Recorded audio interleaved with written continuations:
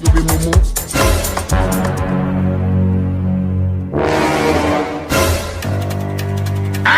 You be mumu.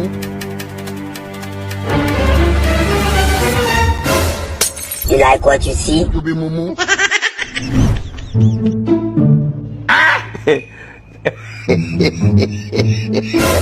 Bad guy. Are you playing?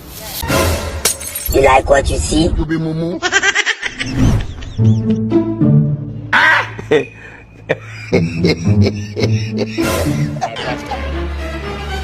How many times? This is your punishment.